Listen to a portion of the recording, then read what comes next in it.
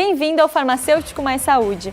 Hoje vamos abordar um assunto muito sério: o uso inadequado de um medicamento que vem causando danos à saúde de muitas pessoas, os anabolizantes. De acordo com a Organização Mundial de Saúde, eles estão entre os medicamentos mais falsificados no mundo. No Brasil, entre 2007 e 2010, os esteroides foram um dos principais medicamentos falsificados apreendidos pela Polícia Federal.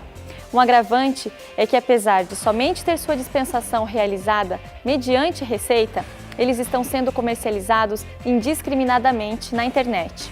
Na entrevista que faremos com a farmacêutica Natália Helena, você vai conhecer os perigos do uso dos anabolizantes sem orientação. E como sempre, teremos os quadros Farmacêutico em Ação e Bem-Estar. Voltamos depois de um rápido intervalo.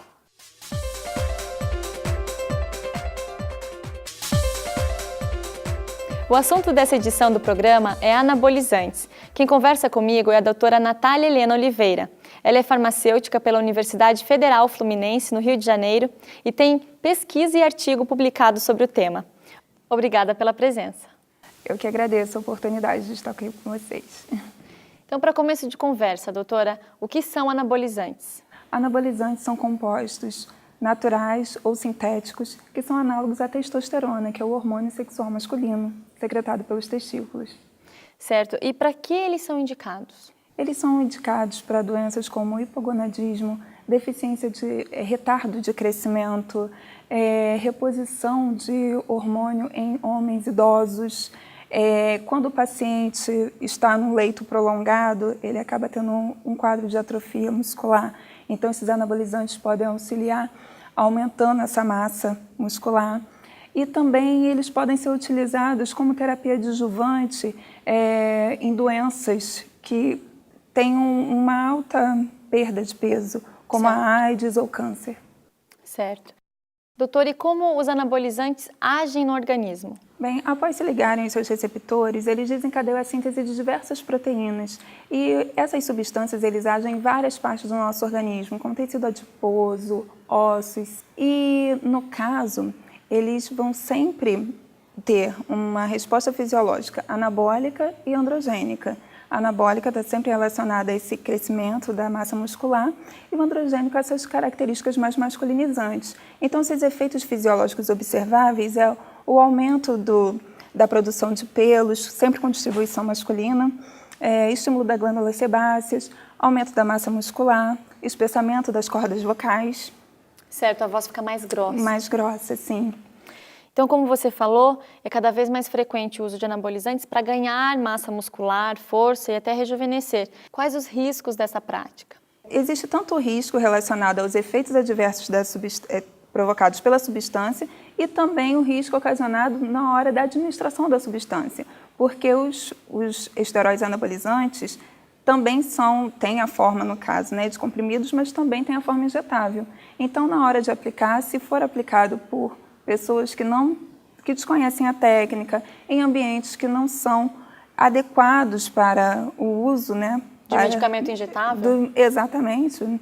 Então, também pode causar ou alguma contaminação, É perigoso. Exatamente.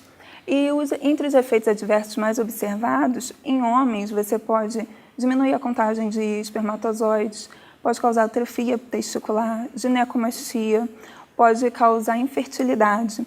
Em mulheres, a gente observa o aumento do clitóris, o ciclo menstrual fica desregulado. Em jovens, pode causar o fechamento das epífises ósseas antes do tempo. Quando essas epífises ósseas são fechadas precocemente, o adolescente não desenvolve a altura dele corretamente e ele pode ser um adulto, pode se tornar um adulto de baixa estatura. Ok, doutora. No próximo bloco, nós vamos falar sobre a venda de anabolizantes na internet e os perigos que envolvem essa atividade. Agora, nós vamos ficar com as dicas do quadro Bem-Estar. Confira!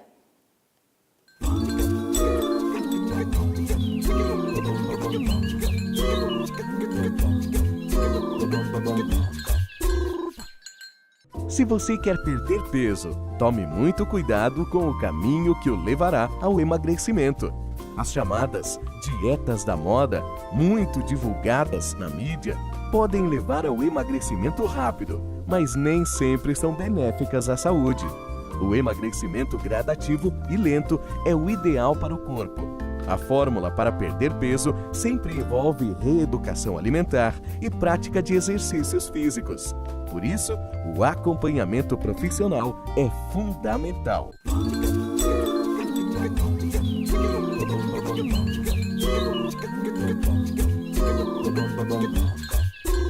Ministério da Saúde disponibiliza à população brasileira um canal exclusivo de informação sobre promoção à saúde, a plataforma Saúde Brasil. Com foco em 4 pilares: eu quero parar de fumar, eu quero ter um peso saudável, eu quero me exercitar e eu quero me alimentar melhor. A ferramenta reúne conteúdos, serviços e a voz de especialistas para apoiar a população a mudar seus hábitos para conquistar uma vida mais saudável e com qualidade. A plataforma está acessível no endereço virtual Portal Saúde, saude.gov.br/Saúde Brasil. O SUS é seu. Use. Defenda. Na busca pela saúde e por um corpo mais bonito, as pessoas estão recorrendo cada vez mais às academias.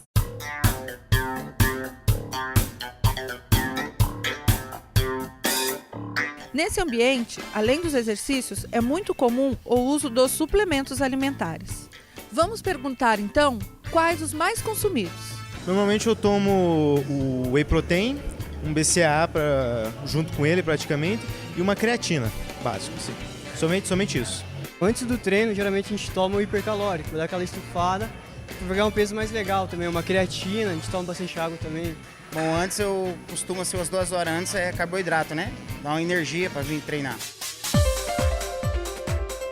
O tema central do programa de hoje é anabolizantes. E nossa convidada é a farmacêutica Natália Helena.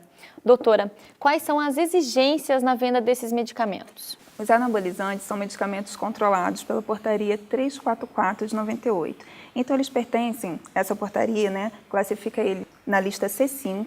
E para você conseguir comprar o anabolizante, essa farmácia ela tem que ter autorização para vender esse tipo de medicamento e sempre o médico vai dar um receituário em 2 vias. Um vai ficar retido na farmácia e o outro vai ser devolvido ao paciente. A dispensação desse tipo de medicamento ela é privativa do farmacêutico, porque é um medicamento controlado. Então, no caso, essa dispensação tem que ser feita por ele. O médico sempre vai dar para o paciente um receituário com 2 vias. Um vai ficar retido na farmácia e o outro vai ser entregue ao paciente. Doutora, a gente sabe que existe um mercado negro dos anabolizantes, ou seja, a venda indiscriminada. Fala um pouquinho pra gente. Sim, existe, até mesmo porque existe uma demanda de compra de grandes quantidades desses medicamentos. O que acontece é que os anabolizantes, eles são medicamentos controlados. Então, na farmácia, ele não vai conseguir comprar a quantidade que ele quer quando a finalidade é estritamente estética. Que é para a pessoa ficar bombada, né? Como é o termo popularmente conhecido. É, exatamente. Então, essas pessoas recorrem ao quê? A geralmente conhecidos ou à internet. E nesses, tanto em uma via como na outra, você não tem um responsável técnico. Você não compra o medicamento em um lugar que é registrado. Você não compra em um lugar que é fiscalizado. Então, a pessoa assume o risco de estar adquirindo um produto que pode ser falsificado, que pode ser pirateado, fruto de roubo de carga. Muitas vezes, quando manipulado, as pessoas podem tirar a validade porque já está vencido e remarcar a validade, ou seja, às vezes você pode estar tomando até um produto já vencido. Então, existe sim esse risco. E também esse tipo de adquirir por essas vias também não tem a orientação do farmacêutico, que é tão importante, né? Não tem orientação do farmacêutico, muitas vezes não, você vai aplicar, quem vai aplicar o medicamento em você é o seu amigo, então não existe nenhuma preocupação com a saúde da pessoa. Doutora, então reforça pra gente, qual é a importância do farmacêutico na orientação e controle dos anabolizantes? Ele, no caso, tem uma importância de esclarecer para esse paciente eventuais dúvidas que surgem, eles são curiosos a respeito, eles ficam muitas vezes muito inseguros em relação à terapia que está sendo passada. Então, ele tem essa importância de manter as condições sanitárias adequadas do lugar, manter a qualidade, né, fazer o controle de qualidade daquela substância ali naquele ambiente e também, ao dispensar, sanar as eventuais dúvidas do paciente para que ele tenha segurança de fazer a terapia da maneira correta. Agora, o que acontece é que muitas vezes chega na farmácia as pessoas que não têm posse dessa receita, né? Então a pessoa ela chega com umas perguntas do tipo, precisa mesmo de receita? Qual é o máximo que pode ter por receita?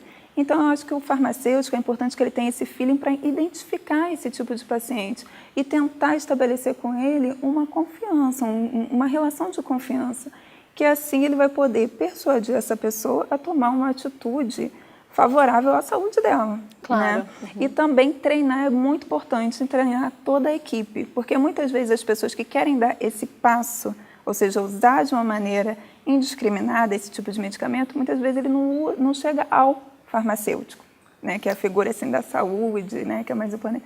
Geralmente ele chega a alguém da equipe. Então também orientar a equipe de que se trata de um estabelecimento de saúde, dos riscos associados a essa prática, esclarecer a respeito dos eventuais efeitos adversos, de todas as consequências que podem ter na vida desse paciente, para que também essa equipe possa auxiliar.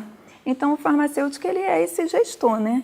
Ele tem que gerenciar essa demanda, né? E responsável técnico, mas também tem que saber gerir a equipe, essa demanda desse paciente, de modo a preservar a saúde naquele ambiente, né? Que a farmácia é um estabelecimento de saúde. Então, a prioridade deve ser a saúde do paciente.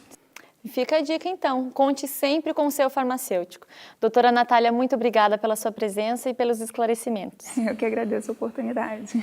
O farmacêutico é um profissional que atua em diversas áreas. Vamos conhecer mais uma? É a série Farmacêutico em Ação. Confira.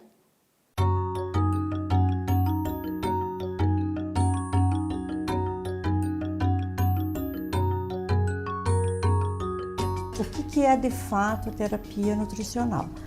Então, sempre que um paciente ele não consegue se alimentar de forma adequada, ou ele não pode se alimentar porque tem um impedimento clínico, ou ele não pode absorver os nutrientes, ele tem indicação para terapia nutricional. Todo bebê prematuro, mesmo que ele receba o leitinho materno, o intestino dele não funciona adequadamente para poder absorver os nutrientes. Então, todo bebê de muito baixo peso, ele necessariamente vai precisar de nutrição parenteral. Já na criança e no adulto, por um período, eles conseguem suportar, mas é um período curto, porque é o que ele tem de reserva. A criança tem um metabolismo muito acentuado, então ela precisa de repor essa composição corporal muito mais rapidamente do que um adulto, e um adulto já tem uma reserva um pouco maior. Pacientes que foram submetidos a uma perda muito grande do intestino, por exemplo, eles vão precisar de nutrição parenteral para o resto da vida para poderem sobreviver. A nutrição parenteral é assim chamada porque ela contém na sua composição todos os nutrientes necessários para a manutenção da sua composição corporal. E nessas situações é que entra o farmacêutico colaborando com o que pode, o que não pode receber, quais são as ações de cada um dos nutrientes, e orienta a família em relação aos cuidados com a administração, com a conservação do produto, enfim, N ações é que vão estar garantindo que a nutrição parenteral, a farmacoterapia possibilitem a condição de vida desse paciente.